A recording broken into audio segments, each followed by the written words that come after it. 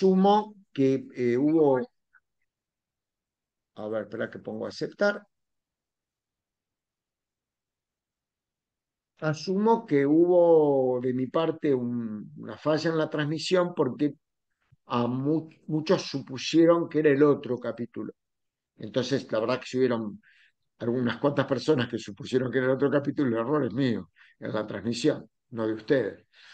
Pero bueno, vamos a empezar a leer por la página 17. Son relativamente de una lectura corta, no tan corta, pero digamos, no son 20 páginas cada capítulo, pero sí de una profundidad que creo que vale la pena rescatar. Ahora, Mayra, Ana, también veo, Noelia, no me acuerdo si la saludé. Este, Nora, Nora, no te había nombrado. ¿Qué tal? ¿Cómo estás? Este, así que, ¿qué tal, Ale? Muy bien, muy bien. ¿Cómo va? Bueno, vamos a seguir. ¿Se Por- acuerdan que estuvimos trabajando primero toda esta cosa de los avatares de este noble, aparentemente noble egipcio, este, que podría haber sido Moisés? Eh, Vamos a ir, y ya inaugura de entrada el problema del acontecer histórico, ¿no? Lo cual nos va a permitir engancharnos en una pregunta central, o la justo, un problema central del psicoanálisis, que es en dónde está la verdad y de ella en dónde está la historia, digamos, ¿cuál es la historia?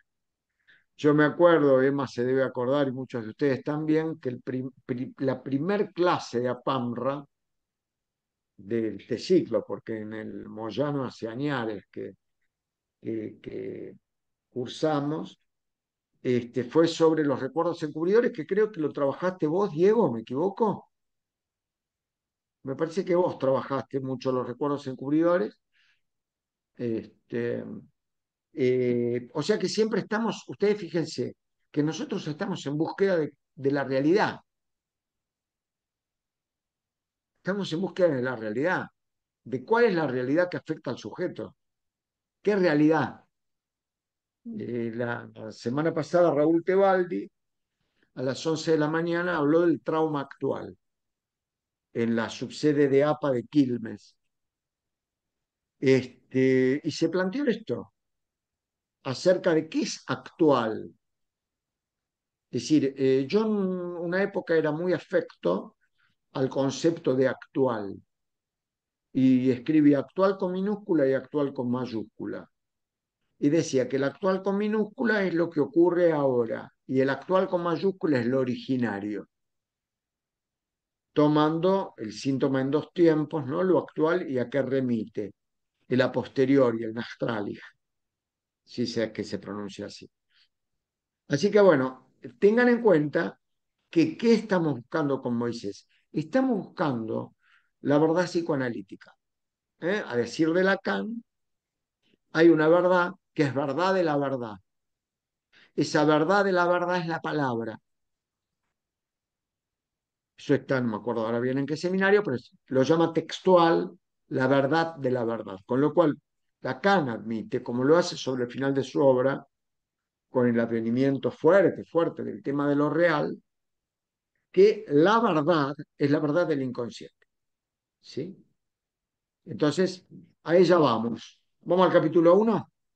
Va, yo digo capítulo uno, acápite uno. Muy bien. ¿Se escucha bien ahí? A ver, dale. Yo ¿Se no soy escucha bueno en medida bien? porque soy medio sordo, pero ¿Ahí se escucha bien? Sí, En una sí. contribución anterior a esta misma revista, procuré reafirmar mediante un nuevo argumento la conjetura de que Moisés, el libertador y legislador del pueblo judío, no era judío sino un egipcio.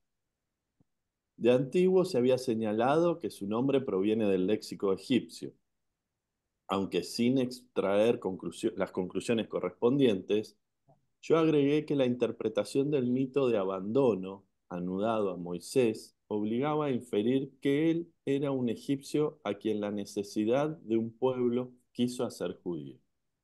Ustedes se Al dan fin, cuenta que él, perdón, empieza ya de entrada con una construcción. 2 segundos nomás, porque si no yo después me olvido, y es un tema muy importante. Las construcciones en análisis se comunican en general cuando el análisis está avanzado, pero en la medida de lo posible, y cuanto más grave es el paciente, la construcción en análisis tiene que estar lo más temprana posible en la cabeza del analista. Entonces, una cosa es la construcción de la construcción en la cabeza del analista, tiene que estar como de entrada. Me parece, ayer trabajábamos en otro espacio con colegas, NAPA, eh, eh, esta temática, digamos, ¿no? No de las construcciones, sino acerca de, bueno, cuando uno comunica, que comunica, por ejemplo, en el complejo de la madre muerta, el analista advierte tempranamente que el paciente pudo haber tenido una depresión en la infancia. Eso es una construcción. Este tipo de chiquito estuvo deprimido. Ahora, hola Helio, ¿qué tal? La comunicación del hecho, digamos así, acerca de la depresión, mire, a mí me parece que usted de chiquito estuvo muy deprimido y me parece que eso tiene que ver, por lo que me cuenta, con una pérdida muy importante de su madre en la infancia. Y usted acá conmigo repite lo mismo, me doy cuenta por tal cosa y por tal otra. Eso no se comunica de entrada, porque ahí sí uno puede estar sugestionando al paciente. Tienen que pasar un tiempo de desarrollo de la neurosis de transferencia, en el mejor de los casos, para que uno comunique un parecer. ¿Se entiende lo que quiero decir? No es de entrada, pero es de entrada en la cabeza del analista, en la medida de lo posible. Una de las ideas de las entrevistas, de recuperar la idea de las entrevistas, de tener antes de comenzar el tratamiento 3 o 4 entrevistas que tengan un formato distinto a las sesiones, en donde hay más participación del analista, tiene este sentido. Poder hacerse un prearmado psíquico acerca de cuál puede haber sido la historia de este sujeto. Después vemos. ¿Sí? Sigamos, perdón. al final de mi ensayo dije que de este supuesto se deducían unas importantes y muy vastas conclusiones, pero que no estaba yo dispuesto a abogar por ellas ante el público. Justo como siempre pasa, ¿no? Puntual, el que compra. No sé si se escucha, pero acá suena con todo. Bueno, Se escucha, yo te escucho, yo por lo menos ¿se te escucho. escucha? Sigo. Al final, bueno, sigo. ¿Sí? Retomo. Al final de mi ensayo Yo te dije que de escucho un este poquito supuesto. bajo, Ale. Te escucho un poquito Ok, bajo. ahí vamos. A ver. Al final de mi ensayo dije que de este supuesto se deducían unas importantes y muy vastas conclusiones, pero que no estaba yo dispuesto a abogar por ellas ante el público, pues descansaban solo en unas verosimilitudes psicológicas y carecían de prueba objetiva. Cuanto más sustantivas son las intelecciones así obtenidas, más se me impone la cautela de no exponerlas a la crítica pública sin fundamento seguro, como si fueran una figura de bronce sobre pies de barro. Ninguna verosimilitud, por seductora que sea, resguarda del error. Aunque todas las partes de un problema parezcan ordenarse como las piezas de un rompecabezas, debiera tenerse en cuenta que lo verosímil no necesariamente es lo verdadero y la verdad no siempre es verosímil. Y, por Increíble, último, ¿no? no Este es... tipo es increíble. Este Freud es algo que te cachetea permanentemente. Ojo con lo que parece. Mirá vos, después, perdón, ¿no? Pero después, cuando Lacan habla del imaginario, está acá. Ojo, ojo con lo que parece. Sigamos, por favor. Y por último, no es nada halagueño que a uno lo incluyan entre los escolásticos y talmudistas, quienes se solanzan en el juego de su propia agudeza, sin importarles cuán ajena a la realidad efectiva pueda ser su tesis. O sea Al que no tenemos que despecho, adivinar. El analista no es un adivino. Este, ¿Cómo era que se llamaba? Se me fue la cabeza ahora. El que, capaz que se acuerdan, había un tipo, bueno, siempre tengo un tema con el nombre de este tipo, siempre me lo olvido. Este, que digamos, en el complemento metapsicológico de la interpretación de los sueños, hace un aporte. Bueno, ya me voy a acordar ahora. Steckel, Wilhelm Steckel. Este, Ese tipo era un tipo que intuía, o sea, intuía que era algo así. Entonces agarraba y se lo interpretaba al paciente. Otro analista que tenía que estar años trabajando con un paciente, él de entrada se lo vomitaba. Freud no lo podía ver. Toma un elemento de él, pero en realidad lo que sentía no le tenía bronca, bronca le tenía Jung, digamos, ¿no? A este le tenía desprecio. A Wilhelm Steckel Freud lo despreciaba, le parecía un tipo despreciable. Pero sin embargo, toma elementos de él. El punto ciego, por ejemplo, del analista es de Wilhelm Steckel. ¿Pero por qué? Porque el tipo era como que lo que venía a la cabeza acertaba. Llamaba la atención eso aparte, que acertaba. Otro tipo estaba 20 años tratando de entender cómo era el problema de la úlcera gástrica, Garma, por ejemplo. Y el tipo de entrada te tiraba, bueno, eso puede ser maravilloso, puede ser mágico. A mí, qué sé yo, no sé, yo no entiendo nada del horóscopo, pero a mí me interesa el horóscopo. A veces lo leo el horóscopo. Qué sé yo, qué es. El otro día me mandó un paciente que se especializa en horóscopo, que Freud era de Escorpio, me dijo. Me parece que se equivocó, creo que no era de Escorpio. Yo no entiendo nada de eso. Eso es interesante. Lo que tenemos que tener en claro es que o hacemos astrología o somos psicoanalistas. Las dos cosas al mismo tiempo, la verdad con mayúscula y la verdad con minúscula, se pueden pensar como algo similar. Después seguimos leyendo, ¿no? A los conceptos y ahí quedé con ganas de saber. ¿Ves? Pero ponele que Freud es de Tauro, un toro que trabaja sin parar, bárbaro. Pero yo creo que me estaba diciendo del nacimiento del psicoanálisis, que es en el sueño de la inyección de Irma. Lo que pasa es que ahora no me acuerdo en qué mes había sido lo del sueño de la inyección de Irma. Me parece que viene por ahí. Bueno, sigamos. Ahora no voy a interrumpir más. Pero quiero que les quede claro esto. No estamos, el Diego, Charlie García. Es decir, tengan en cuenta, nosotros no adivinamos, no adivinamos. El análisis es con pruebas. ¿Sí? Sigamos. a despecho de tales reparos, que hoy pesan tanto como entonces, de la querella entre mis motivos, ha salido adelante la decisión de continuar, como aquí lo hago, aquella primera comunicación. Pero tampoco ahora es del todo ni la pieza más importante de él. Si pues Moisés era egipcio, la primera ganancia que de este supuesto obtenemos es un enigma nuevo y de difícil respuesta. Cuando un pueblo o una estirpe se dispone a acometer una gran empresa, no se puede esperar sino que uno de sus miembros se erija en caudillo o sea elegido para ese papel.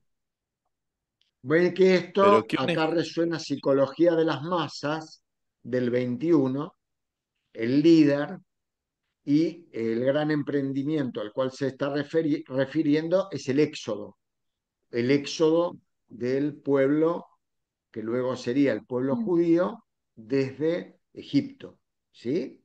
El tema de las Pascuas hebreas, que se conocen con el nombre de Pesaj, y que coinciden con la Pascua justamente porque Jesucristo, la noche previa, digamos así, al comienzo de su calvario, es la de la última cena, el último seder, se dice en hebreo, de la conmemoración de la Pascua. Por eso hay una coincidencia de tiempos entre las Pascuas cristianas, digamos así en general, y el Pesaj judío, la Pascua judía cuando no se come, no se come en conmemoración, por ejemplo, pan, se come una galleta cuadrada así que se conoce con el nombre de matzá, le dicen en cierta parte del judaísmo, meso se le dice en otras, que es el pan ácimo. Ácimo es sin levadura, porque redita el no haber tenido tiempo para quedarse en Egipto a esperar que leve la masa de pan. ¿Entienden? O sea, ahí tienen ustedes un contenido muy interesante acerca de lo que estamos hablando. Tuvieron que salir rajando para que no los enganchen las tropas del faraón y entonces en un primer momento prepararon como podían pan, no hay tiempo para que eleve y se lo llevaron sin elevar y entonces esa galleta cuadrada así, grandota, que se come como conmemoración en esa fecha. Sigamos, Ale, perdón. Pero que un egipcio noble, quizás príncipe, sacerdote, alto funcionario, fuera movido a ponerse a la cabeza de un grupo de inmigrantes, unos extranjeros culturalmente atrasados, y abandonara con ellos el país, he ahí algo que no se colige bien. El notorio desprecio de los egipcios hacia los extranjeros vuelve harto inverosímil un hecho así. Y por esto, pienso yo, incluso aquellos historiadores que discernieron el nombre como egipcio y atribuyeron a Moisés toda la sabiduría egipcia, no han querido admitir la posibilidad evidente de que Moisés fuera egipcio.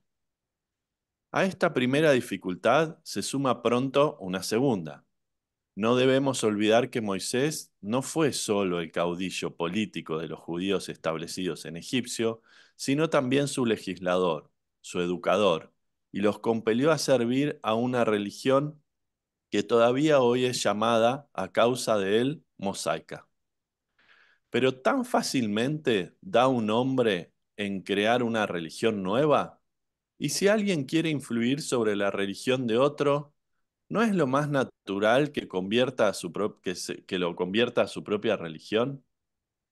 Es seguro que el pueblo judío en Egipto no carecía de alguna forma de religión. Y si Moisés, que le dio una nueva, era egipcio, no se puede rechazar la conjetura de que esta otra religión nueva fuera la egipcia.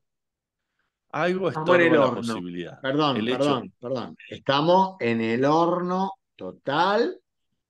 Acá se juntaron, hicieron como una especie de barra brava, todos los rabinos, porque te está diciendo este chabón con la lapicerita, así que la religión judía es una religión egipcia. O sea, a ver, dimensionan ustedes la Mm. magnitud del escarnio. Lo querían colgar no de la cruz, de la estrella de David lo querían colgar.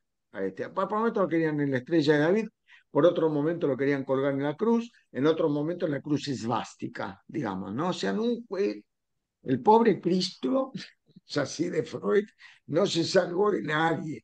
¿Sabes lo que te está diciendo ahí, en este año, que escribe esto, en pleno despelote, por otro lado, pega el cachetazo y te dice, la religión judía era egipcia. La verdad, Daniel, un subversivo. ¿Cómo? ¿Cómo? perdón, Daniel, yo, Juan José, Sí, querido, sí, habla tranquilo. Sí. perdón. Eh, No, no, digo, con esto que mencionás vos, es como que tirar abajo todos los cimientos de Occidente, digamos, ¿no? Que está apoyado sobre justamente eso, ¿no? claro, lo que pasa es que hay que ver, yo qué sé, por ahí inconscientemente quería armar bardo, estaba enojado con todo lo que pasaba, pero en un punto quiero rescatar esto. A él no le importaba, buscaba la verdad. O sea, el punto central es ese. Yo me acuerdo hace muchos años que tuve un gran docente en la escuela de psicoterapia, con el cual por otro lado supervisé bastante tiempo. ¿Cómo se llamaba, Estela, que se lo recomendé a Fabián Leis?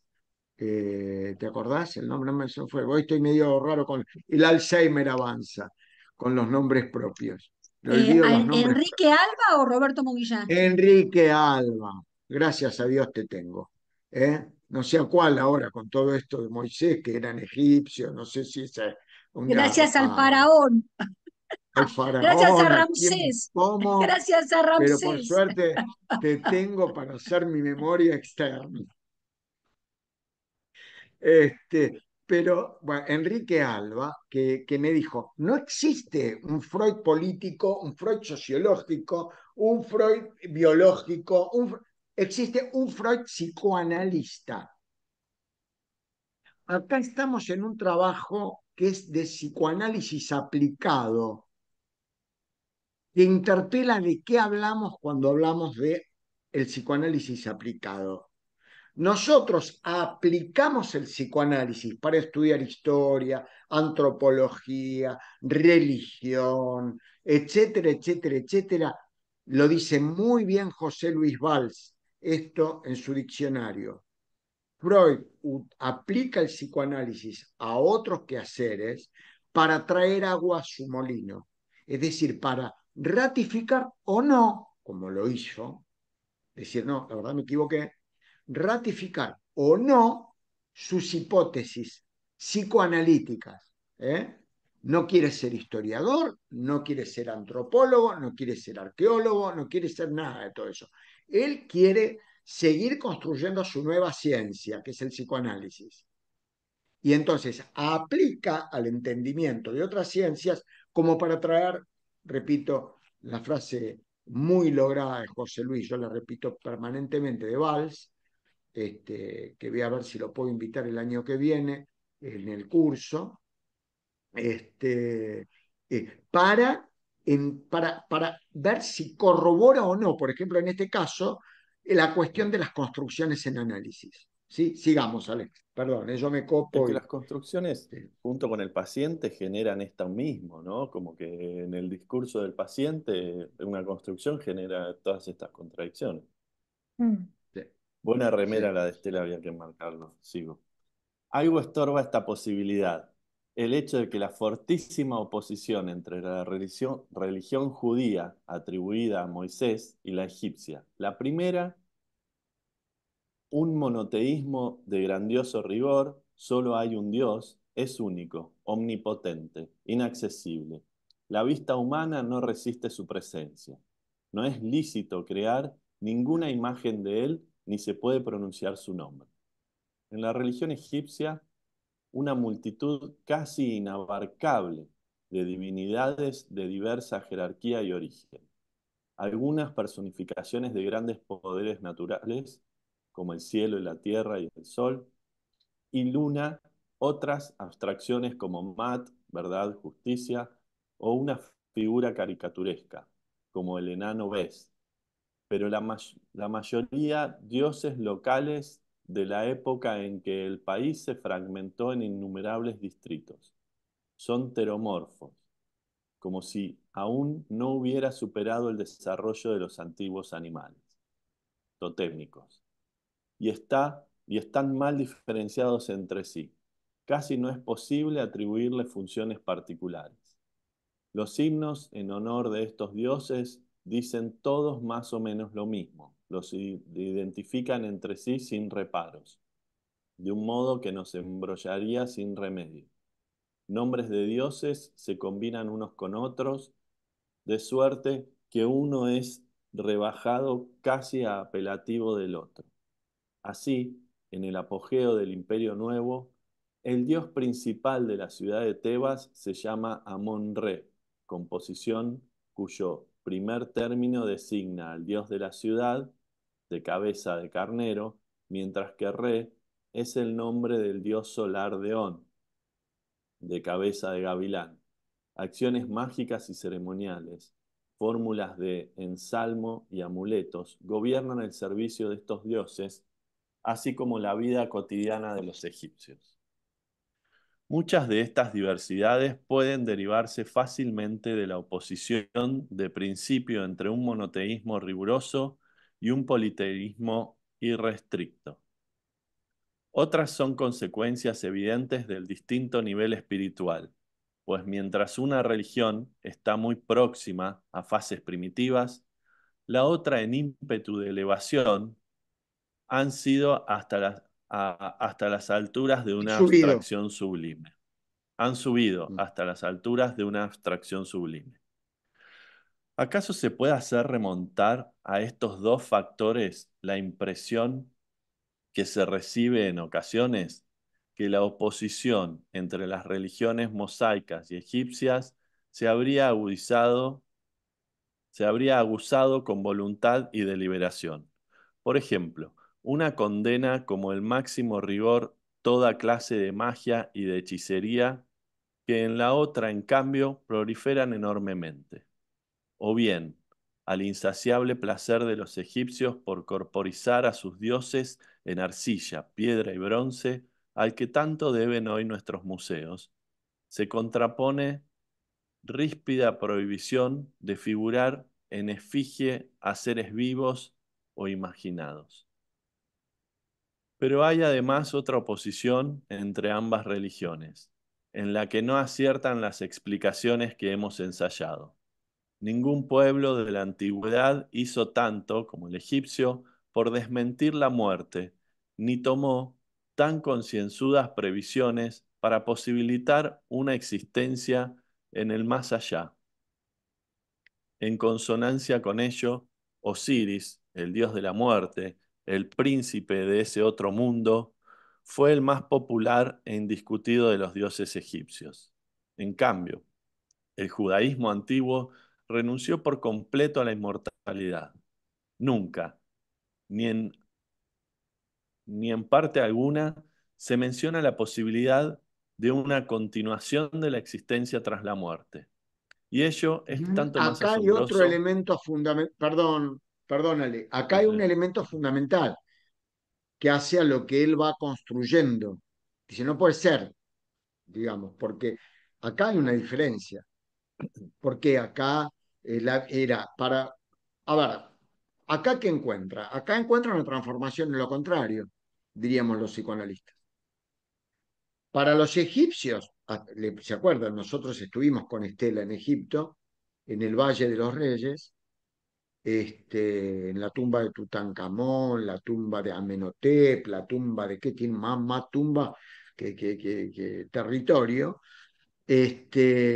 Y los tipos, oro no lo vimos el oro.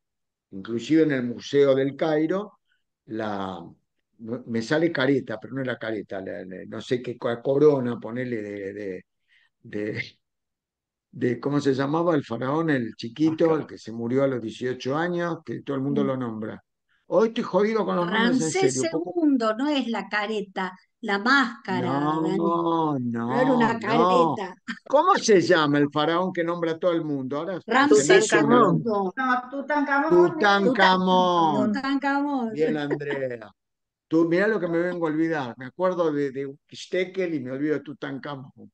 Tú ves, son así los avatares de la memoria. Ahora, seguro, Alzheimer todavía no tengo, digamos, ¿no? Estoy medio lejos, 62 años, más tengo pocos antecedentes familiares, de otro tipo de locura sí, pero no de... Pero está la máscara de eh, Nefertitis, que es toda de oro, de claro, diamantes, algo hay de que me olvide de Tutankamón, digamos. ¿Entienden? Así funciona el psicoanálisis. Por algo me olvido. ¿Eh? ¿Y saben por qué me Yo creo que olvido? te olvidas porque no se podían sacar fotos y a los que sacaban Ah, ¿ves lo que es fotos una... le Eso es sacaban, una le anécdota. sacaban lo reprimían. Bueno, ¿y qué Resacaban hice? la máquina de sacar fotos y lo... ¿Y qué hice? Voy a confesar un delito, no importa que quede grabado, Emma. Total, ya prescribió. Fue en el año 17. ¿Qué hice? No me robé la cosa de Tutankamón, que hubiera estado bárbaro, porque ¿saben qué? Estábamos todos de joda, los invitábamos a todos al Caribe a tener esta charla, digamos, ¿no? Porque sabés la millonada que sería eso.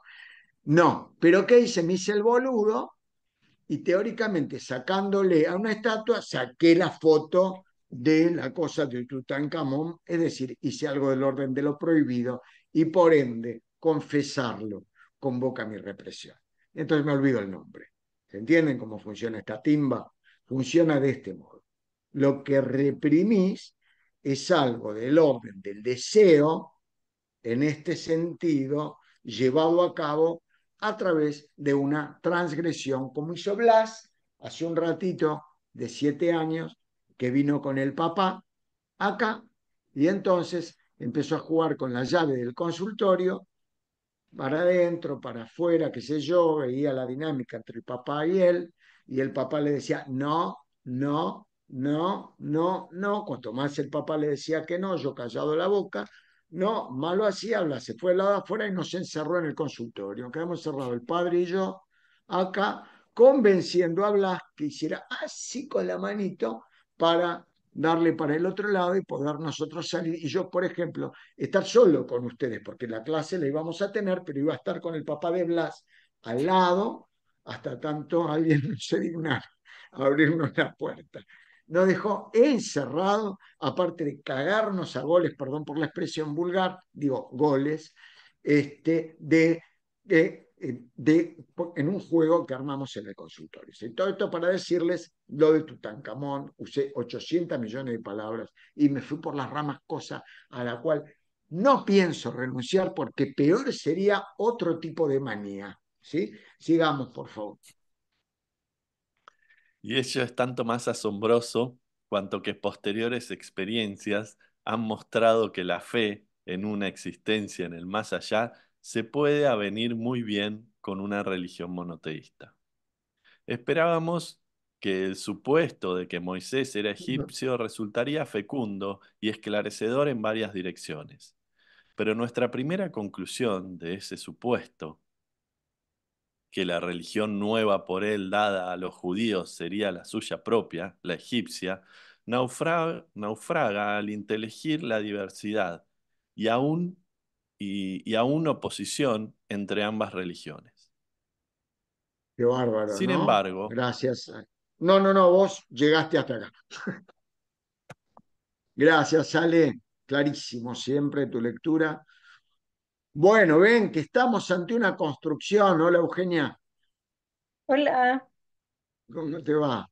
Bueno, ahora me voy a dar el placer, Estela lo sabe bien, a mí me encanta cómo hablan ustedes los chilenos, algo que me encanta, por eso me gusta el cine chileno, me gustan muchas, pero me encanta la pronunciación que tienen, ¿no? Me gusta mucho, así que bueno, es un placer adicional escucharte leer el punto 2. O sea que hasta ahora estamos en presencia de un tipo que está haciendo una construcción acerca del material de un sujeto que teóricamente se llama Moisés.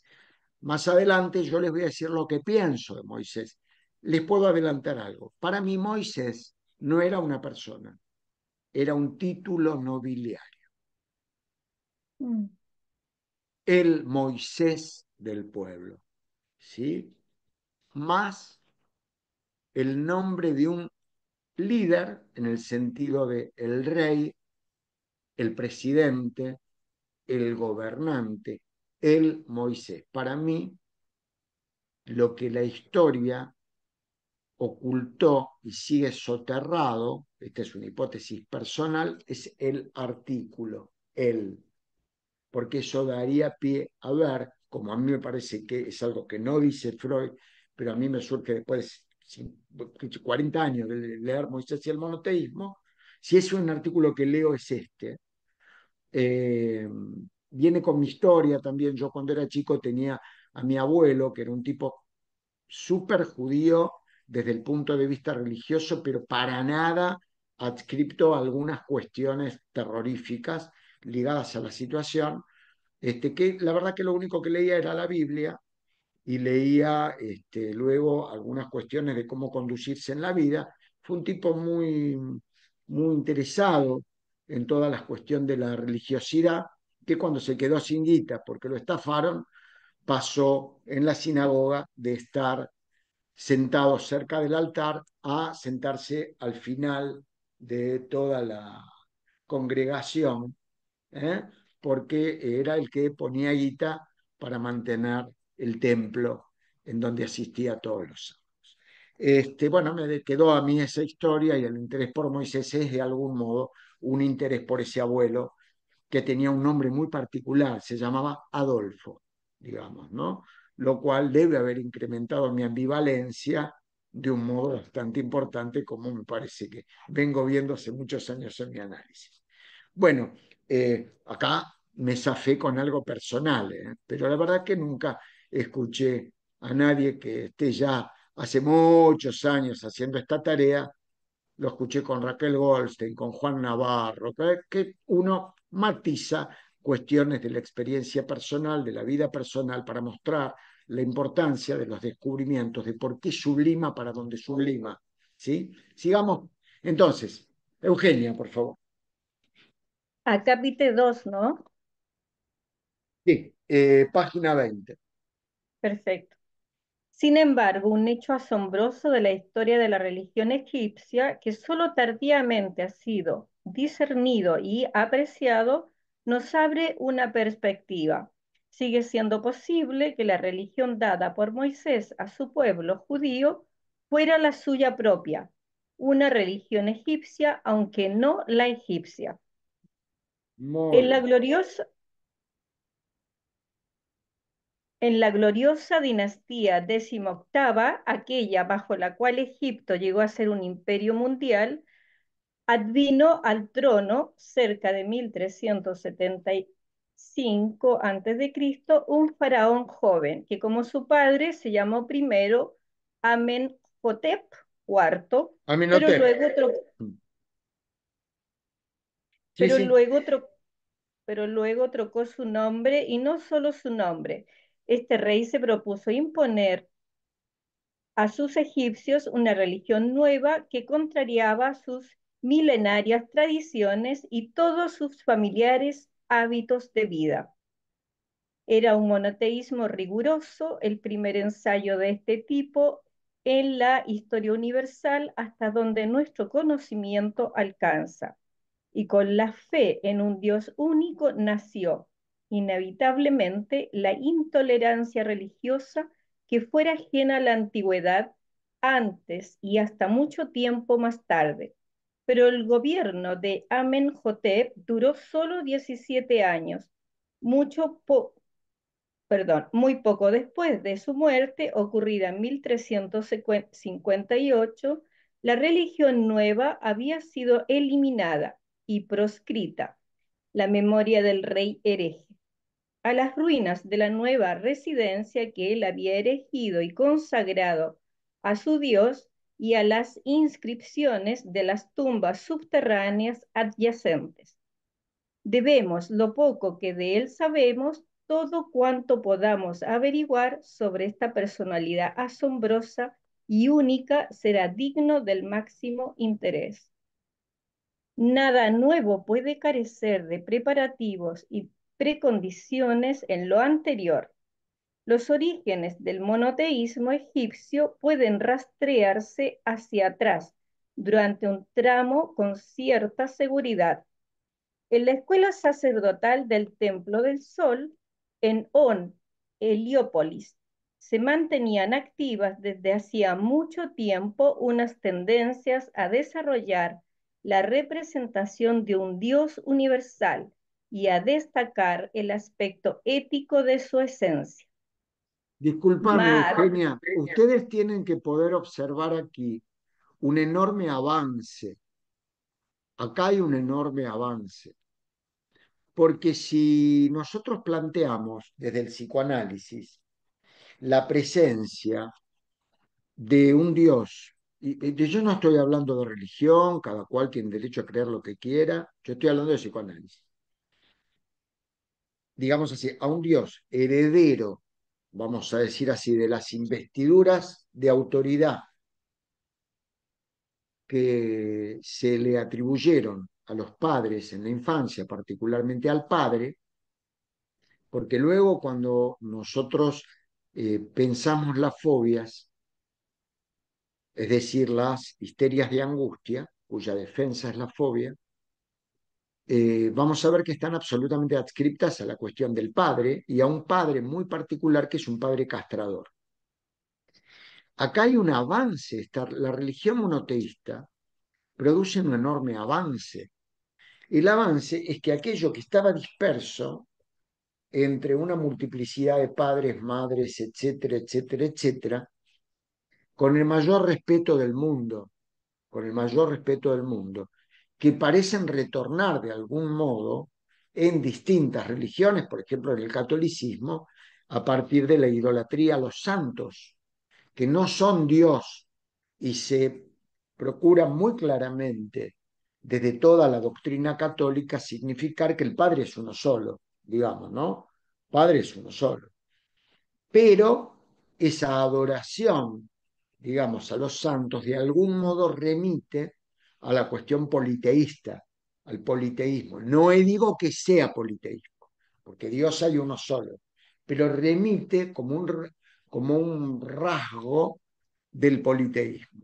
Ahora veamos el avance de poder constituir con todas esas catexis dispersas en distintos dioses, Amenhotep, Nefertaris, esto, lo otro, armar un único Dios omnipotente, omnipresente, ¿sí?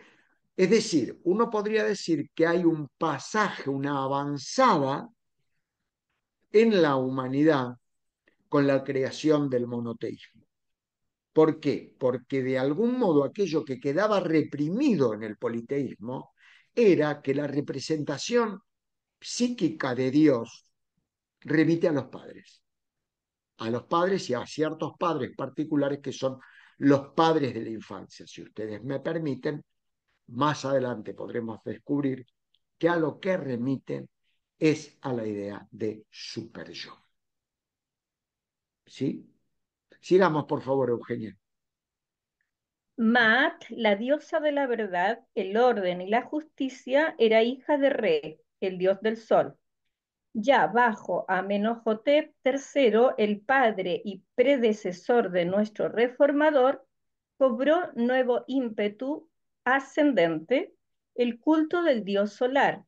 Es probable que por enemistad con Amón de Tebas, devenido hiperpotente, fue retomado un nombre antiquísimo del dios solar, Atón o Atum, y en esta religión de Atón, el joven rey halló preexistente un movimiento al que podía adherir sin tener que promoverlos antes. Por ese tiempo, las constelaciones políticas de Egipto habían empezado a influir de una manera continua sobre su religión, con los hechos de arma del gran conquistador Tontes III. Egipto se había convertido en un poder mundial. Se habían agregado al imperio por el sur Nubia y por el norte Palestina, Siria y un fragmento de la Mesopotamia. Y bien, este imperialismo se espejó en la religión como universalismo y monoteísmo. Así como la tutela del faraón abarcaba ahora Nubia y Siria, además de Egipto también, la divinidad debió resignar su limitación nacional y así como el faraón era el amo único y restricto del mundo conocido para los egipcios, eso mismo debía ser su nueva divinidad. Además, era natural que al ampliarse las fronteras del imperio, Egipto fuese asequible a influjos extranjeros. Muchas reinas eran princesas asiáticas y es posible que desde Siria entraran incitaciones directas al monoteísmo.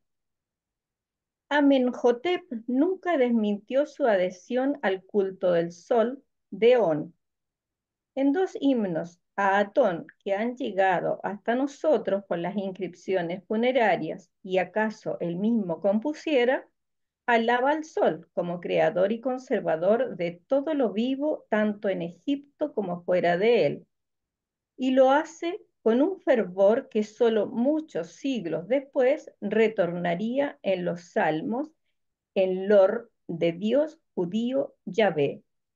Pero no se Vieron que, conforma. vieron que no es Schreber el creador del dios Sol, digamos, ¿no? Del Padre Sol y del Dios Sol, y tampoco el que leímos la otra vez, el caso de paranoia, el otro caso de paranoia, es decir, ven ustedes que acá uno empieza a arrimar al origen de ciertos símbolos que en algún punto Freud admite tienen una característica universal, ¿eh? Que no tiene nada que ver con el hecho de que técnicamente tengamos que interpretar símbolos universales.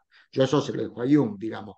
El psicoanálisis interpreta. Luego, bueno, el símbolo universal puede estar, pero esto del símbolo sol, padre, es bastante frecuente. Sigamos, por favor.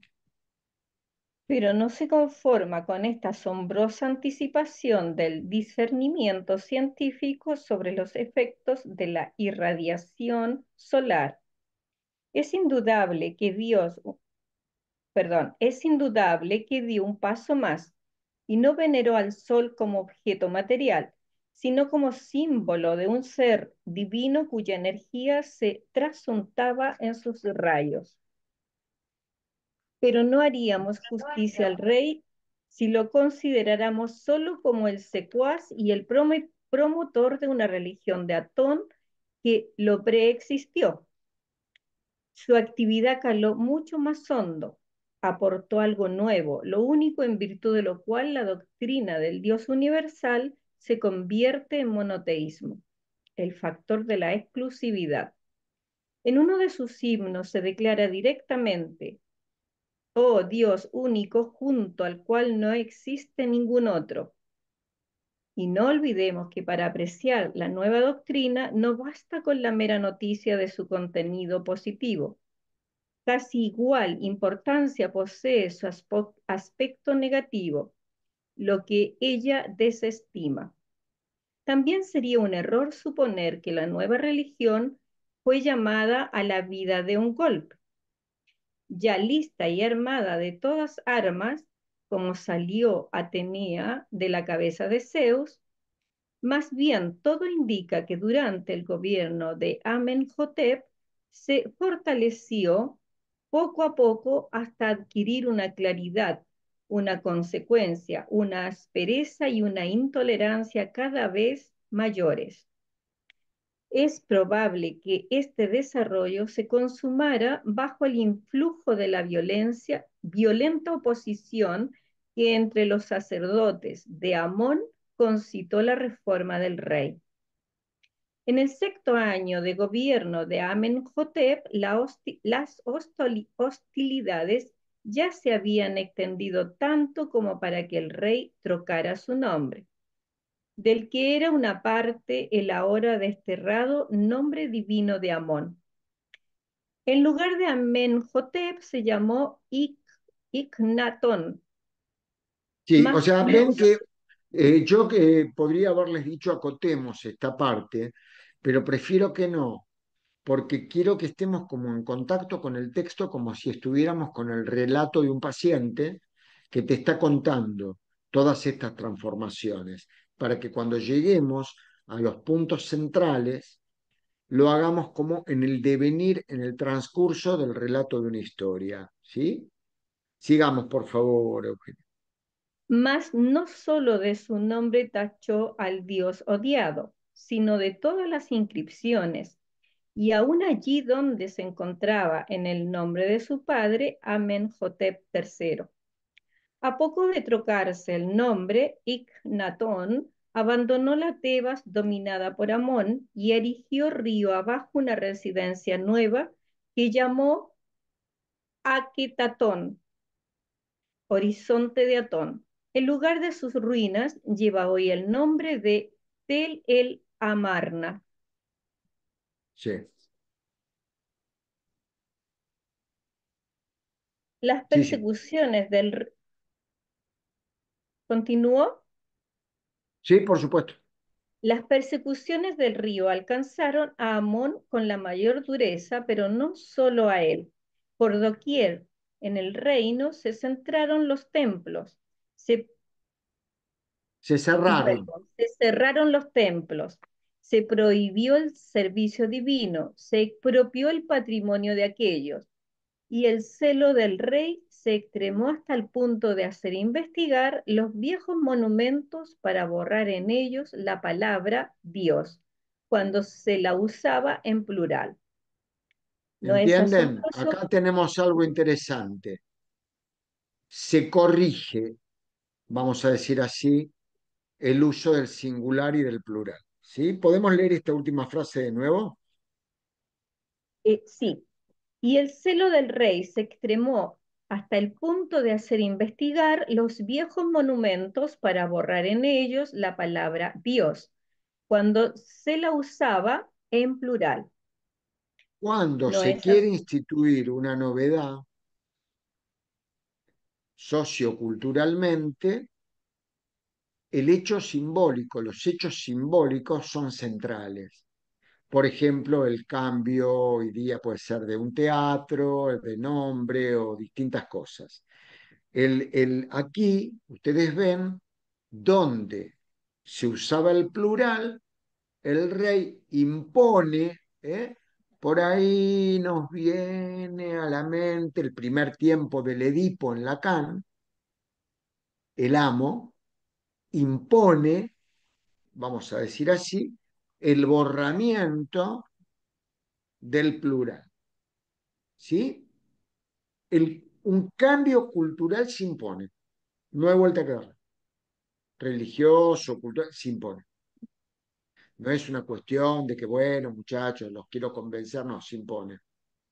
Sí, bueno, puede ser muy bueno, puede ser una porquería, pero quiero decir, el acto es de imposición, ¿sí?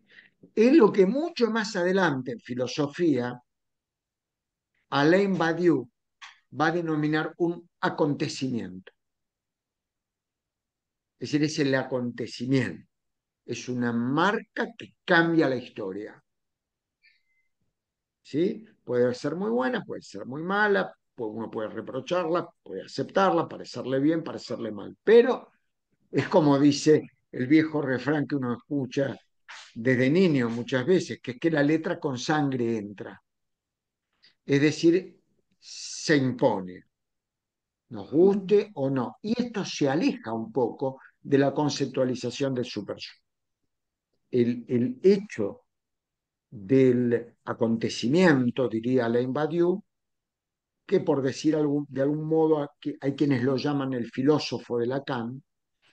Él dice que la filosofía es el negativo del psicoanálisis, usando la metáfora de Freud, de Freud, sí, de Freud, sobre la perversión y las neurosis.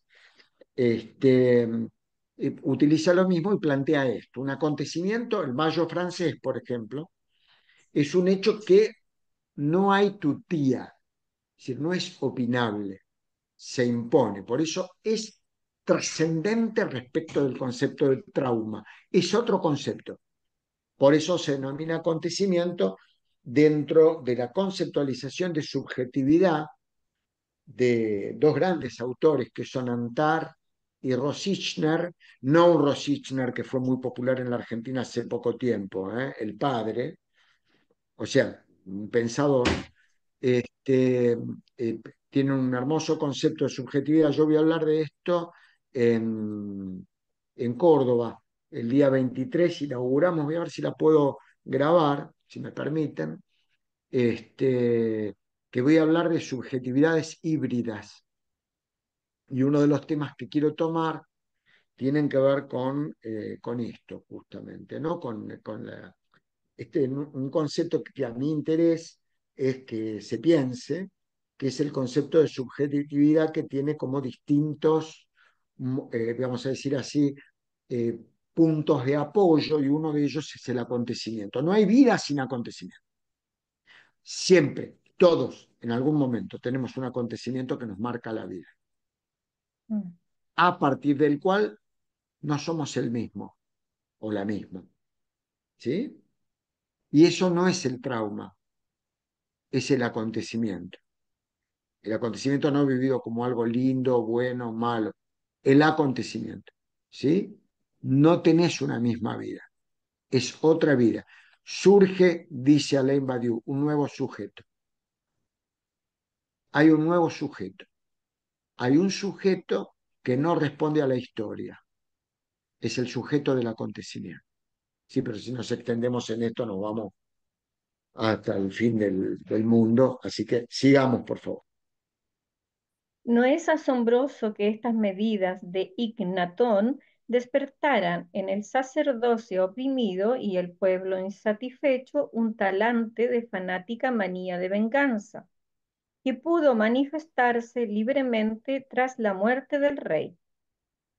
La religión de Atón no se había hecho popular. Es probable que permaneciera limitada a un pequeño círculo en derredor de su persona. La posteridad de Ignatón queda para nosotros envuelta en sombras. Sabemos de algunos sucesores efímeros y penumbrosos de su familia. Ya su yerno Tutankamón se vio constreñido a volver a Tebas y a sustituir en su nombre al dios Atón por Amón. Siguió un periodo de anarquía hasta que en 1350 a.C. el general Jaramejab logró restablecer el orden. Así se extinguía la gloriosa dinastía XVIII al tiempo que se perdían sus conquistas en Nubia y Asia. En este turbio interregno fueron restituidas las antiguas religiones de Egipto. La religión de Atón fue suprimida, destruida y saqueada la residencia de Ignatón y proscrita su memoria como la de un criminal. Con un determinado propósito destacaremos ahora algunos puntos de la caracterización negativa de la religión de Atón. En primer lugar, que de ella se excluía todo lo mítico, mágico y ensalmador. Además, el modo de figurar al dios solar, ya no como el periodo anterior, mediante una pequeña pirámide y un halcón, sino de un modo que se puede llamar casi sobrio, mediante un disco redondo del que parten unos rayos rematados en manos humanas. No obstante, el entusiasmo artístico del periodo de Amarna no se ha hallado una figuración diversa del dios del sol, una imagen personal de Atón, y es lícito decir confiadamente que no se le ha de encontrar. Y por último, el total silencio sobre Osiris, el dios de la muerte y su reino de los muertos. Ni los himnos ni las inscripciones funerarias saben nada de quién acaso era el más cercano al corazón de los egipcios. No se podría ilustrar mejor la oposición respecto de la religión popular. Termina Va, la cápita. va avanzando y va avanzando en el proceso de historización. ¿Eh? A Freud hay que saber esperarlo, ¿eh? Y hay que dedicarle el tiempo suficiente, digamos. O sea, vamos ahora a tener esta clase, después tenemos la que tenemos en 2 semanas y después la última, que es el 30 de noviembre. Con lo cual vamos a tratar de tomarnos nuestro tiempo. Por otro lado, quiero recordar, Emma, el tema, no sé cómo se va a manejar del curso de los miércoles y después de este el tema de los certificados, todo eso, que seguramente Moni, que es la directora del curso de los miércoles, eso después lo vamos viendo, ¿sí? Quiero adelantarme porque después me voy a olvidar aparte. Hay una palabra que leyó Ale, antes, que pasó por alto, que es interesante. A mí me hizo Terrunos, era Termunos, Terguno, la cosa es que hay una alusión a un híbrido, después se los mando por el chat, que es un animal híbrido que no se puede reconocer si es o no es, yo también lo voy a nombrar en Córdoba esto. Y Nubia, ¿te acordás Nubia? Cuando fuimos a Nubia, es un lugar en donde viven todavía pueblos nómades, los beduinos, ¿no? Que tenemos una anécdota cuando me subí yo arriba de un camello. Yo estaba bastante gordito en aquella época y el pobre camello me andaba llevando y tenemos un recuerdo muy hermoso volviendo de Nubia al barco donde estábamos, con Estela, porque estaba todo en silencio, silencio, un silencio sepulcral, y nosotros dos muriéndonos de la risa, pero muriéndonos de la risa, porque yo le decía que al pobre camello lo debían haber hecho, ya lo debían haber hecho bife para morfárselo, porque había quedado partir a la espalda al pobre animal. Otra vez no me voy a subir a un camello, aunque ahora podría, porque estoy unos cuantos kilos menos que lo que estaba en aquel momento. Pero la verdad que lo más destacado fue cuánto nos reímos. Tenemos un lindo recuerdo de Nubia. Justo, ¿cómo andás, Justo? Hola, ¿cómo andás? Bien, ¿Qué tal? Vamos con el acápite 3. sí, bien. Dice, arriesgaríamos ahora la inferencia. Si Moisés era egipcio y si transmitió a los judíos su propia religión, fuera de Ignatón, la religión de Atón. Comparamos antes la religión judía con la religión popular egipcia y establecimos la relación de oposición entre ambas. Debemos emprender ahora una comparación de la religión judía con la de Atón, en la expectativa de probar la identidad originaria entre ambas. Sabemos que no se nos plantea una tarea fácil. Por obra de la manía de venganza de los sacerdotes de Amón, quizás sea demasiado escaso lo que conocemos sobre la religión de Atón, y en cuanto a la religión mosaica, solo tenemos noticias de ella en su plasmación última, tal como la fijó el sacerdocio judío unos 800 años más tarde, en el periodo posterior al exilio. Y si a pesar del disfavor del material halláramos algunos indicios favorables a nuestro supuesto, tendríamos derecho a estimarlos en mucho.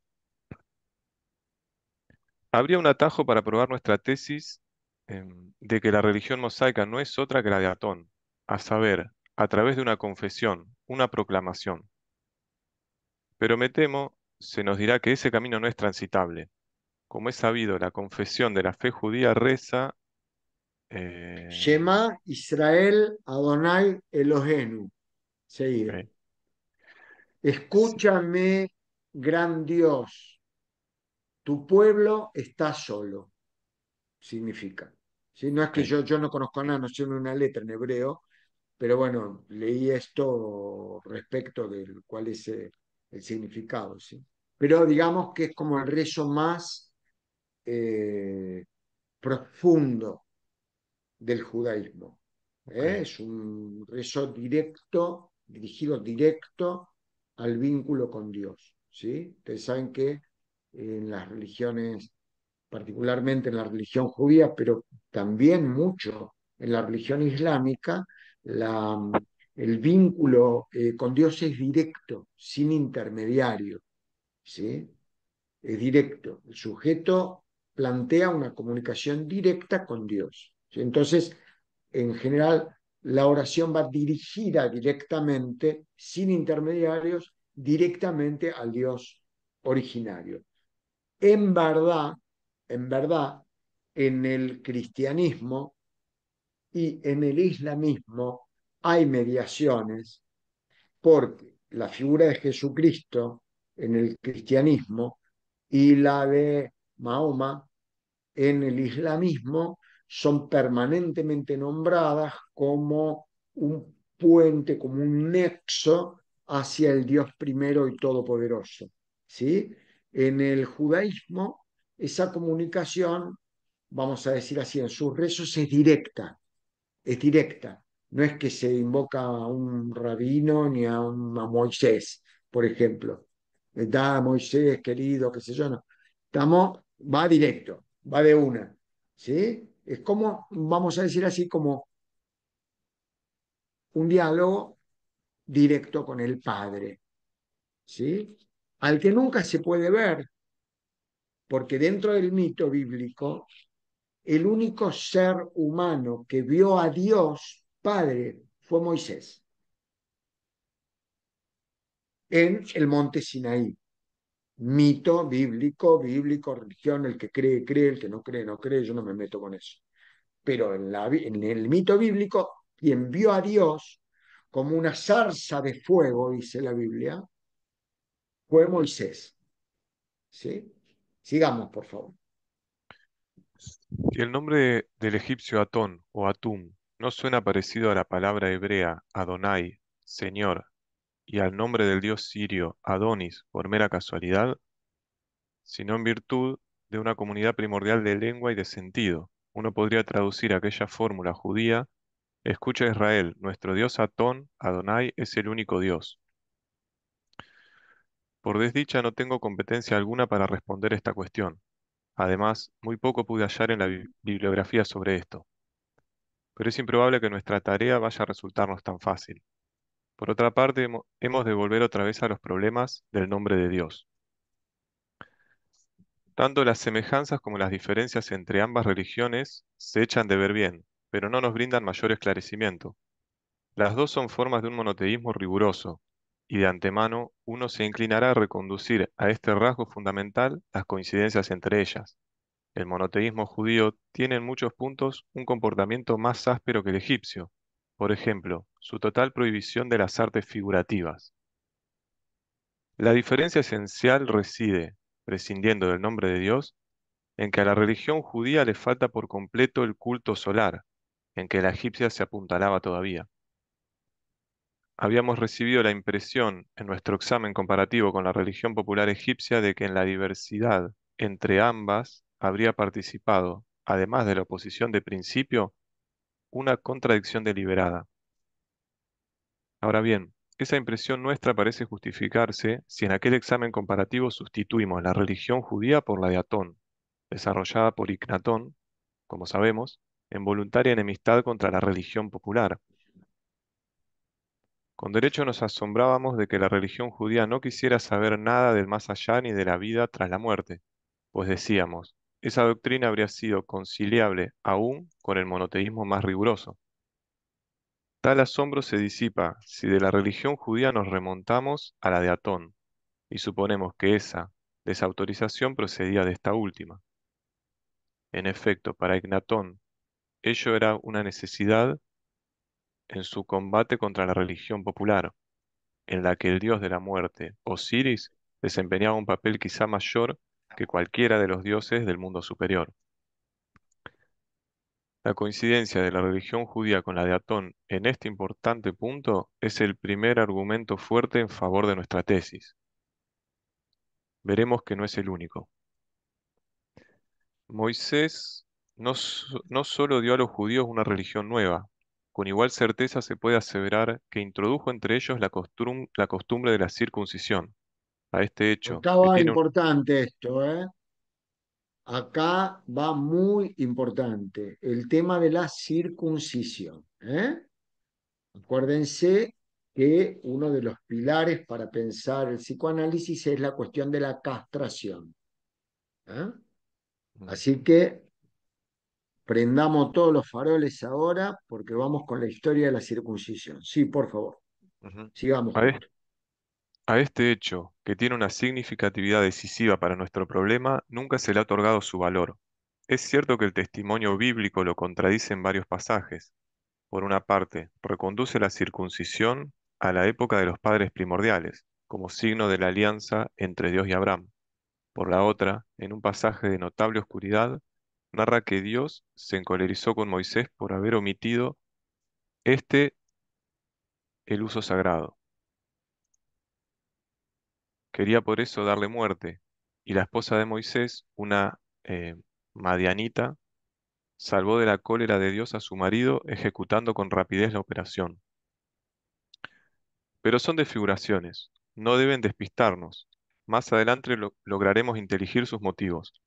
Lo cierto es que para la pregunta sobre la procedencia de la costumbre de la circuncisión entre los judíos, hay una sola respuesta. Les vino de Egipto.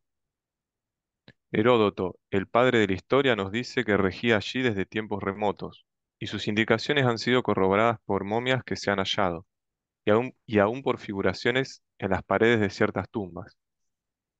Según lo que sabemos, ningún otro pueblo del Mediterráneo oriental practicaba esta costumbre.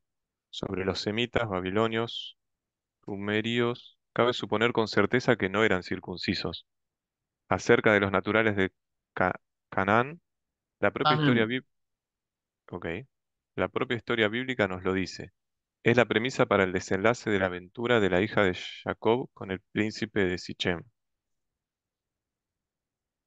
Podemos rechazar, como carente de todo asidero, la posibilidad de que los judíos establecidos en Egipto adoptaran por otro camino, no a raíz del magisterio religioso fundamental de Moisés, la costumbre de circuncidarse.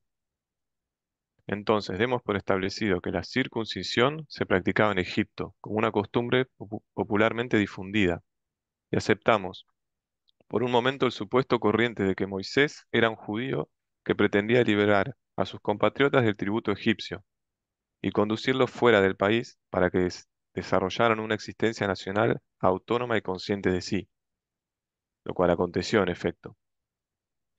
¿Qué sentido podía tener que al mismo tiempo les impusiera una gravosa costumbre que en cierta medida los convertía en egipcios, que no podía nada menos que mantener siempre vivo su recuerdo de Egipto, cuando la aspiración de Moisés solo podía ir dirigida a lo contrario, que su pueblo se enajenara del país de la servidumbre y venciera la añoranza por las ollas de Egipto? No, aquel hecho de que partimos y el supuesto que le agregamos son tan inconciliables entre sí que uno encuentra osadía para extraer la conclusión. Si Moisés no solo dio a los judíos una religión nueva, sino también el mandamiento de la circuncisión, él no era judío, sino un egipcio.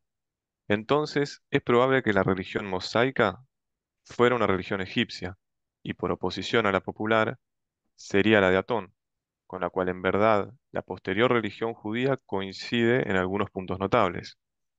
Perdón, ustedes se dan cuenta realmente, este tipo, este tipito, pegándole tamaño cachetazo a la cultura.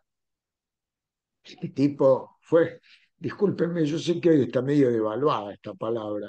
Este tipo fue un revolucionario, claramente. Este tipo fue un revolucionario. Vos mirá lo que está diciendo este cara dura. Pobre Freud, perdóname. Igual no, estaría seguro que no escucharía este perdón mío. Perdóname, pero la verdad, ¿vos te imaginas? Escuchá lo que está diciendo. Está diciendo, Abraham había llevado al hijo a un monte por orden de Dios que le dijo, si vos crees verdaderamente en mí, tenés que acuchillar a Isaac. Entonces agarra y lo lleva al pibe llorando porque lo quería, al hijo, a Isaac. Entonces agarró un cuchillo, dice la Biblia, y lo va a matar. Presten atención a esto, que acá está Arnaldo Raskowski en esta temática. Lo va a matar, el filicidio, al hijo. Entonces Dios envía al arcángel Gabriel que le toma la mano a Abraham y dice, ya Dios está complacido con que su orden vos hayas intentado ejecutarla.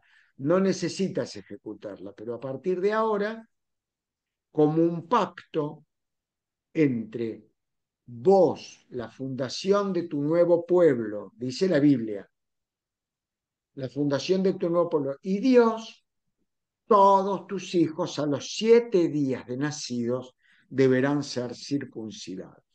Lo que dentro de la religión judía se conoce como el Brit Milá, digamos, que sería una comunión de un mismo pueblo con la idea de ese Dios. En realidad, Abraham en esa historia no es presentado como tal, pero es presentado como un filicida. justamente, pero por orden de Dios, digamos, ¿no? Después descomponemos esto en psicoanalítico en algún momento, pero ahora por ahora quedémonos con el mito bíblico. Ahora, ¿qué ocurre? Después le dice, no es necesario, con que le corten nada más que el prepucio. Entonces, todo varón judío a los 7 días después de nacido se le practica este elemento, digamos así, de quitarle el prepucio, ¿no? La circuncisión. Arnaldo Raskowski, de hecho, respecto de la cuestión de la circuncisión y del filicidio, dice que Freud se equivoca cuando plantea al parricidio como primario. Dice que el parricidio es una reacción al filicidio, que es el primario. La tendencia es a matar a los hijos.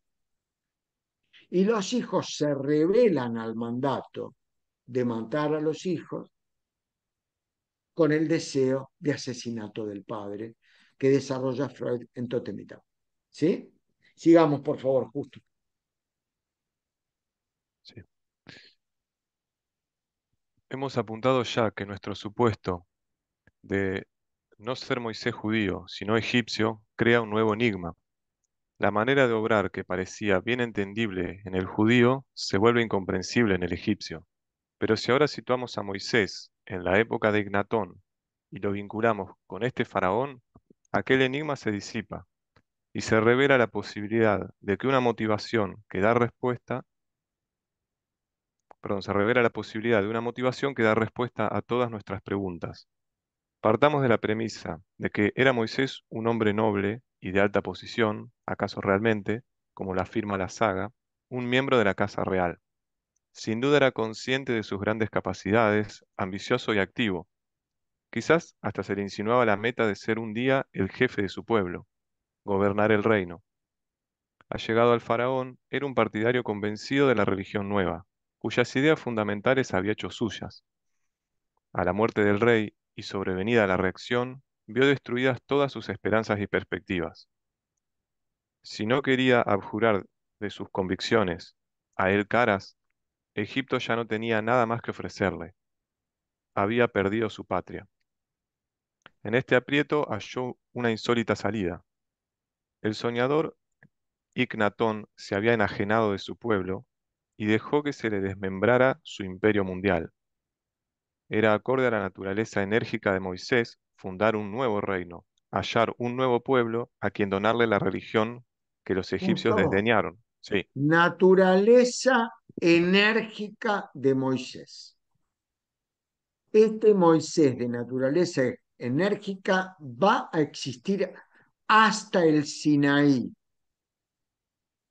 Cuando baja del monte Sinaí, se va a presentar como un personaje de una naturaleza no enérgica. Y ahí van a ver ustedes la pregunta de Freud, o si se quiere, la aseveración, la construcción de decir que Moisés no era uno, sino eran dos. ¿Y que por qué eran dos? Porque el que desciende del monte Sinaí, habiendo hecho esperar tanto al pueblo judío, es asesinado por el pueblo judío. Entonces es sustituido por otro Moisés.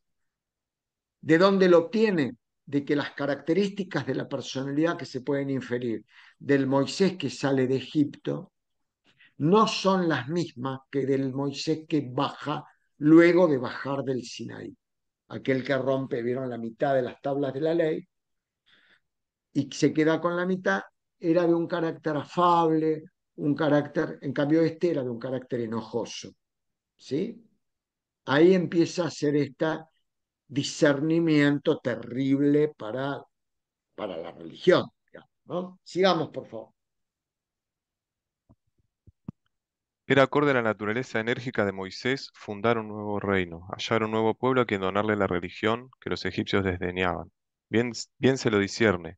Era un intento heroico de cuestionar al destino, de resarcirse en esos dos sentidos, de las pérdidas que le había traído la catástrofe de Ecnatón. ¿Acaso por ese tiempo era el virrey de aquella provincia fronteriza, distrito, en que se habían asentado ciertas estirpes semíticas, todavía en tiempo de los Hicsos, y las escogió para que fueran su nuevo pueblo? Una decisión histórica de alcance universal.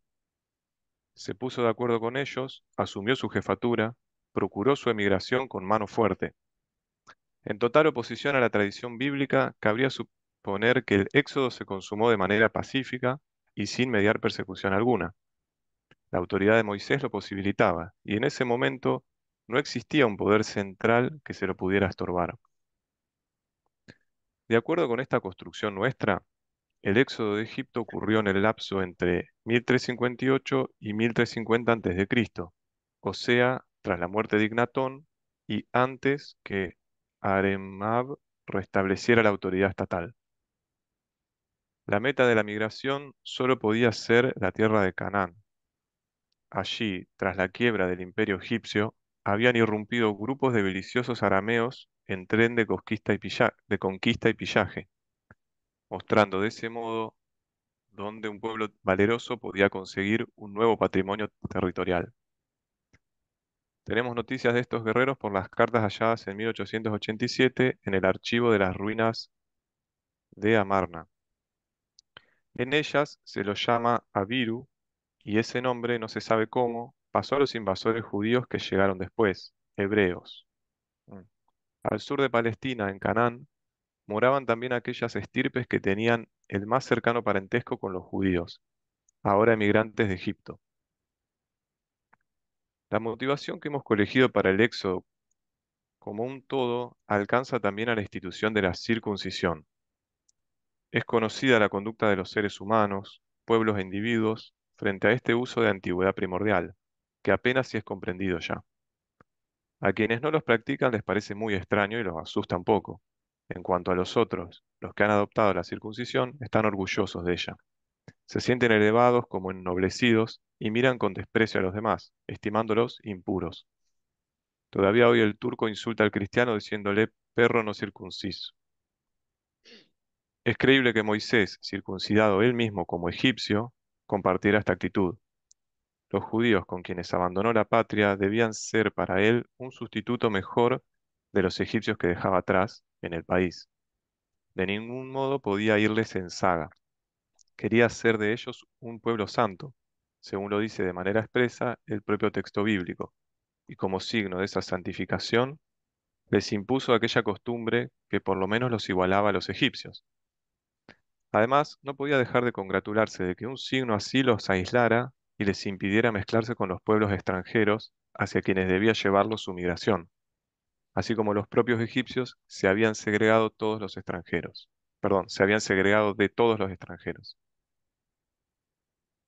Sin embargo, la tradición judía se comportó más tarde como oprimida por la inferencia que nosotros acabamos de desarrollar. De admitirse que la circuncisión era una costumbre egipcia introducida por Moisés, importaba ello casi reconocer que la religión por él transmitida había sido también egipcia, pero se tenían buenas razones para desmentir este hecho, y en consecuencia fue preciso contradecir también la relación de cosas con respecto a la circuncisión. ¿Se dan cuenta? Gracias, Justo. No, de nada. Hoy vamos a terminar el punto 4. Vamos a tener que dejar colgado, pido disculpas a Julio, a Albertina y a que iban a leer hoy el 5, el 6 y el 7, pero bueno, pasamos de acá a dos sábados. Ahora, Andrea, ¿no? ¿Cómo andas, Andrea? Vamos a Todo leer bien. este punto. Bueno, Ahora, no, digo esto solito. ¿Se dan cuenta cómo y hasta qué punto eh, hay algo interesante de 10 segundos para discutir? Que es que el analista es un inconformista. El analista que se conforma se puede llegar a equivocar. Conformarse con los éxitos, conformarse con la supresión de los síntomas, conformarse va por fuera de lo que es nuestra ciencia, tan parecida a la química, que es la búsqueda de las diversas reacciones que se van produciendo dentro de un sujeto, en este caso del análisis de una historia. Y ustedes ven, ¿no? Dice, por este lado sería fácil, pero... ¿eh? Y entonces hay otro nivel de profundización. Aparte, un pequeño detalle. ¿Ustedes logran advertir todo lo que este tipo leyó? ¿Ustedes ven el nivel de investigación? Uno se leyó todo.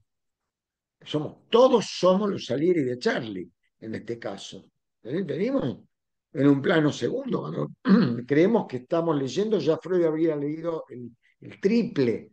El año que viene, cuando desarrollemos la relación de la obra freudiana con una diversidad de autores europeos, americanos, vamos a ver que en la biblioteca de Freud habían libros de todas partes del mundo, de todo tipo de temas. Era una biblioteca amplísima, ¿no? Igual, bueno, pobre Moisés, ¿no? Lo tira para un lado y para el otro, a ver como para ver si sacarle la esencia. Bueno, ¿qué tal, Andrea? El capítulo este es relativamente cortito, De la Capite pero 4. Juan, En adelante, por este favor. punto, sí, en este punto espero que se me habrá de hacer un reproche. Sí, según mi construcción, Moisés, el egipcio, se sitúa en la época de Akinatón. De las circunstancias políticas del país en esa época se deduce su decisión de asimilarse al pueblo judío y la religión que él dona o impone a sus protegidos se discierne como la de Atón, que acababa de ser quebrantada en el propio Egipto. Se me dirá, pues, que a este edificio de conjeturas yo lo he prestado con una precisión excesiva, no fundamentada en el material. Opino que el reproche es injustificado. Ya en mis palabras introductorias puse de relieve el aspecto de la duda, por así decirlo, coloqué antes del paréntesis y entonces tengo derecho a ahorrarme el repetirlo en cada término dentro del paréntesis. Proseguiré la elucidación con algunas de mis propias puntualizaciones críticas. La pieza nuclear de nuestra tesis, la dependencia del monoteísmo judío respecto de aquel episodio monoteísta de la historia de Egipto, ha sido columbrada e indicada por diversos autores. Omito reproducir aquí estas voces, pues ninguna de ellas sabe señalar el camino por el cual se habría consumado ese influjo. Si para nosotros este último permanece anudado a la persona de Moisés, es cierto que cabe sopesar también posibilidades diversas de las que hemos preferido. Es imposible suponer que el abatimiento de la religión oficial de Atón acabara por completo con, con la corriente monoteísta de Egipto. La escuela sacerdotal de On, de la que había surgido, resistió la catástrofe y todavía generaciones después de Ignatón pudo proseguir su hilación de pensamiento. Entonces, la hazaña de Moisés es concebible, aunque no hubiera vivido en la época de Ignatón ni experimentado su influjo personal. Bastaría con haber sido seguidor o aún miembro de la escuela de On. Esta posibilidad desplazaría el punto temporal del éxodo y lo situaría más próximo a la fecha que se suele admitir, en el siglo XIII a.C., pero que no tiene en su favor nada más que la recomiende. Así se arruinaría la intelección de los motivos de Moisés y el éxodo ya no estaría facilitado por la anarquía reinante en el país. Los reyes que siguieron de la dinastía decimonovena ejercieron un gobierno fuerte. Las condiciones externas e internas propicias al éxodo se conjugan solo en la época inmediatamente posterior a la muerte del rey herético, perdón, Herético, hereje. herético. Los judíos poseen una abundante literatura extrabíblica donde uno halla las sagas y mitos que en el curso de los siglos se formaron en torno de la grandiosa figura de su primer caudillo y fundador de su religión, glorificándola y oscureciéndola a la vez. ¿Acaso dispersos en este material haya fragmentos de buena tradición que no hallaron sitio en el Pentateuco? Una de estas Disculpame, sagas, André, sí, disculpame un segundo.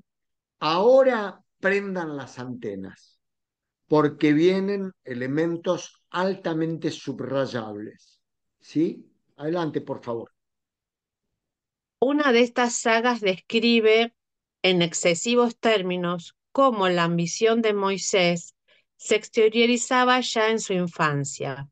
Cierta vez que el faraón lo alzó en sus brazos y jugando lo levantó bien alto, el niñito de 3 años le arrebató la corona de la cabeza y se la colocó en la propia.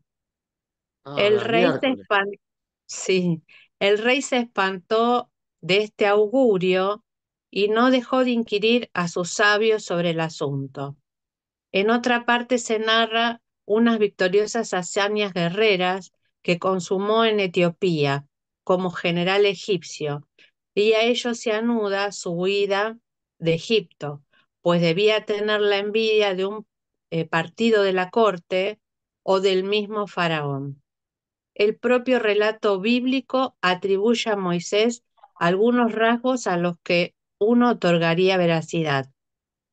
Lo Ahí va. describe Escuchen, lo, perdón, perdón, André, disculpa, mil sí, disculpas. Esto es central. Lo que viene ahora es central. ¿Sí? Adelante, por favor, André. lo describe como colérico, irascible, presa de indignación, da muerte al brutal capataz que maltrata a un trabajador judío, tal como en su enojo por la apostasía del pueblo hace pedazos las tablas de la ley que recibiera de Dios en el monte Sinaí. Y aun Dios mismo lo castiga al final a causa de un acto de impaciencia. No se nos dice cuál. Está Como un rasgo. equivocado Freud acá, está equivocado, porque cuando estaban en el desierto, Freud le dice que con el palo con el cual se iba apoyando como una especie de bastón, tocara una piedra y que de ahí saldría agua con la cual saciarían la sed. Este es un error de Freud. Y ahí lo que hace es desconfiar de un error o un desconocimiento, desconfiar de que esto pueda ocurrir, es como que critica la posibilidad de que ocurra. Y ahí es castigado a que cuando llegue a Jericó, digamos a la Mesopotamia, al final del recorrido por el Sinaí, él no iba a poder entrar. Queda condenado a quedar fuera, iba a poder entrar el pueblo, pero él iba a quedar afuera. ¿Sí? Entonces, fíjense, ¿no? Que super yo, Ujú. digamos, el psicoanalítico. Sí, André, perdón la interrupción. Sigamos, por favor. Como un rasgo así no se prestaba a la glorificación, ¿acaso respondiera a la verdad histórico-vivencial? Tampoco se puede rechazar, Históricos. Sí. tampoco se puede rechazar la posibilidad de que muchos de los rasgos de carácter que los judíos imprimieron a la temprana representación de su Dios, llamándolo celoso, severo e implacable, provinieran en el fondo del recuerdo de Moisés, considerado que en la realidad este hombre, y no un Dios invisible, los había sacado de Egipto. Otro rasgo que se le adscribe posee particulares títulos para nuestro interés.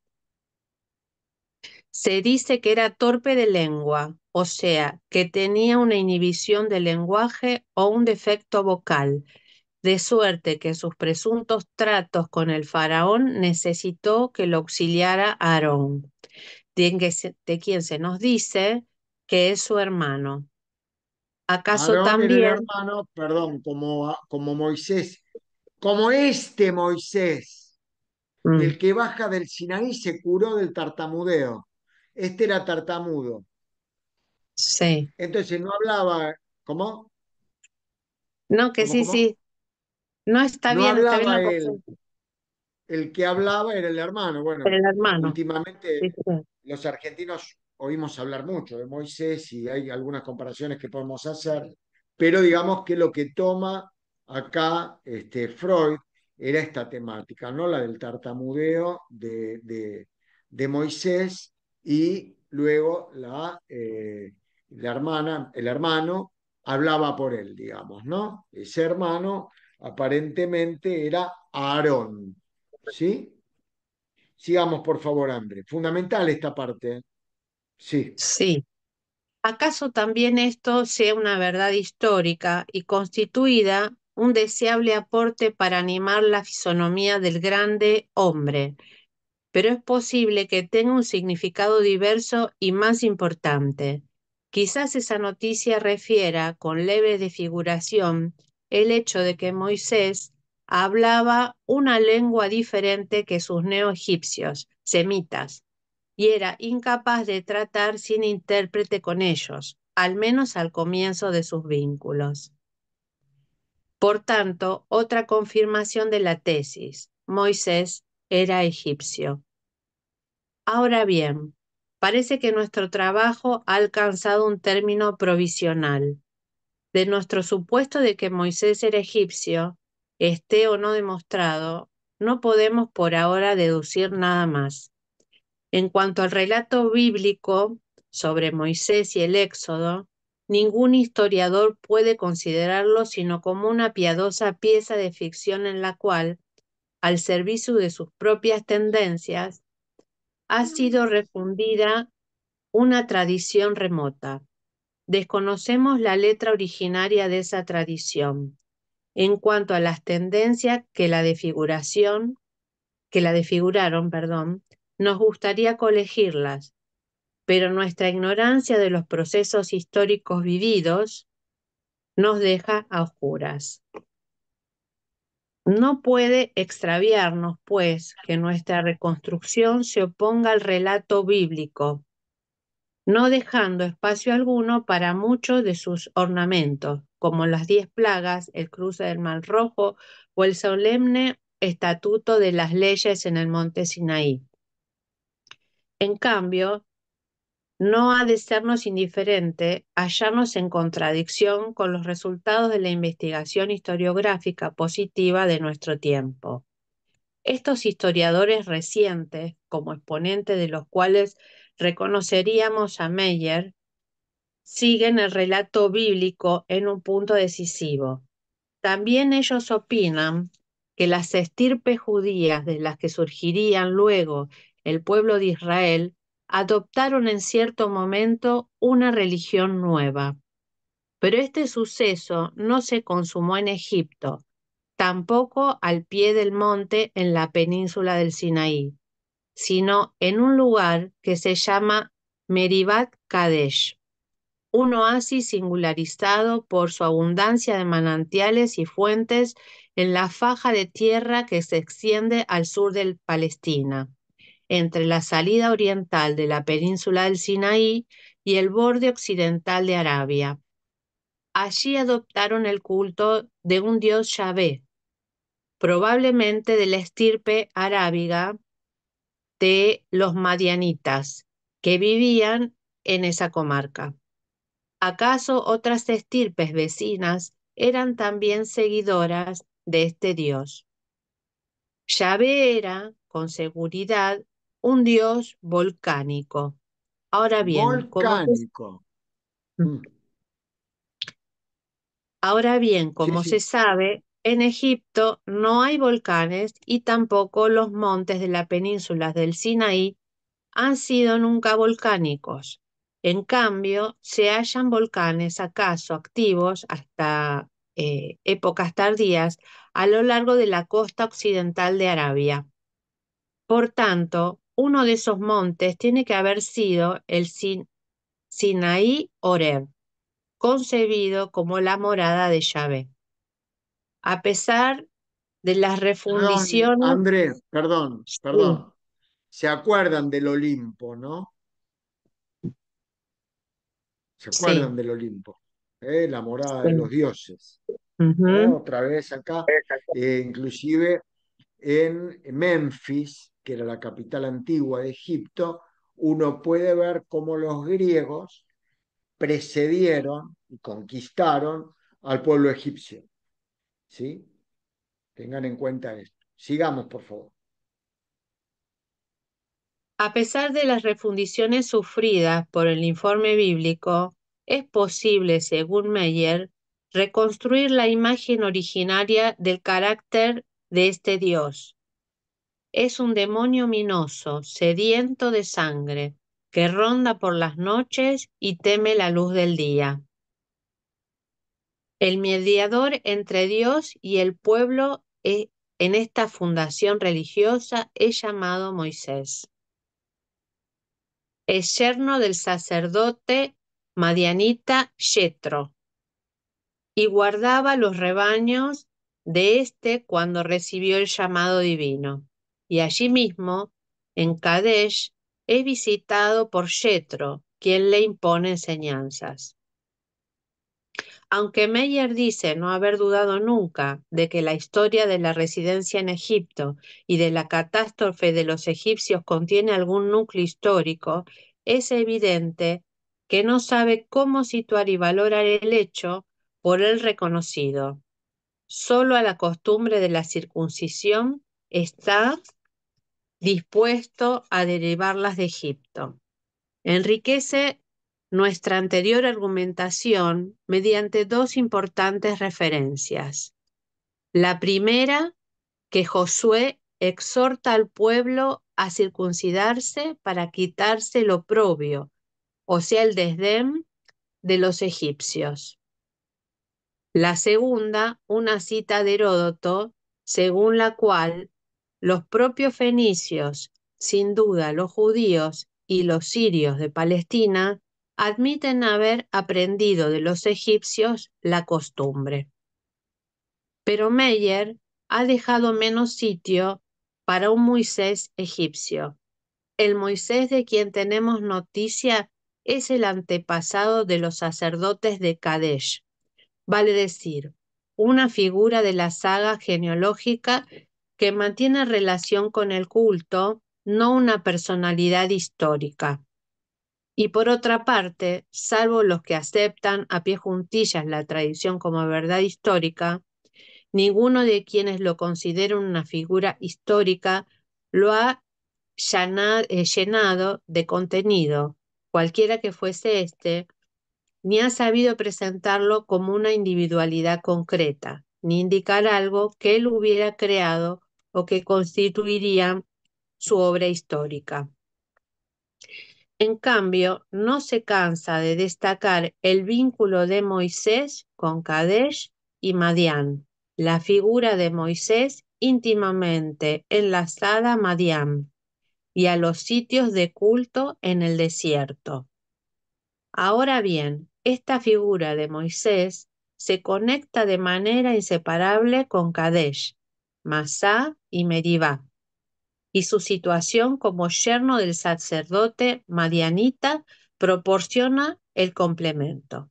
Por el contrario, su conexión con el éxodo, y la íntegra historia de su juventud son de todo punto secundaria y simples consecuencias de haber sido entramado. Moisés en una historia legendaria de secuencias coherentes. Puntualiza además que todos los motivos contenidos en la historia de la juventud de Moisés se abandonan más tarde. Moisés en Madián ya no es egipcio, nieto del faraón, sino un pastor a quien Yahvé se revela. En los relatos sobre las plagas, nada se dice de sus antiguas vinculaciones. y eso que habría sido un gran efecto. También se ha olvidado por completo la orden de matar a los niños varones israelitas. En el Éxodo y el sepultamiento de los egipcios, Moisés no desempeña papel alguno y ni siquiera se lo menciona. El carácter heroico presupuesto en la saga de su infancia le falta por completo al Moisés posterior. Esto es lo que hemos ¿Podemos volver a mencionado. repetir, por favor, esta frase? Sí, Igual quedan unos renglones nada más. el carácter heroico presupuesto en la saga de su infancia le falta por completo al Moisés posterior. Ya es solo el hombre de Dios, un taumaturgo provisto por Yahvé de poderes sobrenaturales. Fundamental. Sí. Los cambios entre Moisés y Ujú. Moiséses, digamos, ¿no? Sí, vamos al último par. No podemos nosotros poner en entredicho la impresión de que este Moisés de Kadesh y Madián, a quien la propia tradición pudo atribuirle erigir a una serpiente de metal como Dios curativo, es muy otro de aquel gran señor egipcio por nosotros inferido, el que reveló al pueblo una religión de la que se proscribían de la manera más rigurosa toda magia y todo salmo. ¿Acaso nuestro Moisés egipcio no se diferencia menos del Moisés madianita que el Dios universal Atón de Yahvé, aquel demonio que habitaba en la montaña de los dioses? Y entonces, si hemos de dar algún crédito a las averiguaciones de los historiadores recientes, habremos de admitir que se nos ha roto por segunda vez el hilo que pretendíamos devanar desde el supuesto de que Moisés era egipcio. Esta vez, según parece, sin esperanzas de volver a anudarlo. Buah. La próxima, hay momentos en donde adrede, yo realmente querría, yo tengo todo subrayado esto, podría haber sugerido leer los subrayados. Pero me parece importante este tránsito, porque este es el tránsito que hacemos con los pacientes. Te cuentan, te cuentan, te cuentan, te cuentan. Vos haces una hipótesis, inclusive hasta podés aburrirte de los detalles, de los detalles, de los detalles, pero ¿cuál es la verdadera historia? Quien quiera oír, que oiga, dice la canción, ¿no? Como psicoanalistas debiéramos decir: quien quiere escuchar, que escuche; quien pueda escuchar, que escuche. El tema es ese tiempo que tenemos que darnos, agradeciéndoles la presencia de ustedes por su tiempo. No hemos prácticamente bajado de las 30 y pico de personas en todo este tiempo. Para un sábado de noviembre, el día de no sé quién es hoy, perdonen mi ignorancia, no sé si es de los santos, de los muertos, es un día medio especial, pero quiero decir, estamos leyendo esto y estamos tolerando la lectura. Tenemos que poder tolerar, como tenemos que poder tolerar los relatos. Y tenemos que tratar de ir sacando conclusiones intermedias que den paso a que las tiremos si es necesario, porque lo que estamos buscando es la verdad histórica. La cosa, la verdad de la realidad externa, para el sujeto del psicoanálisis no existe. Sí, por supuesto, existe para las pulsiones de autoconservación. Y por supuesto que un analista tiene que dar cuenta de la existencia de las pulsiones de autoconservación. Pero a los fines del análisis, lo que nos interesa es la realidad psíquica. Esta realidad psíquica historizada es la que se conoce como verdad histórica.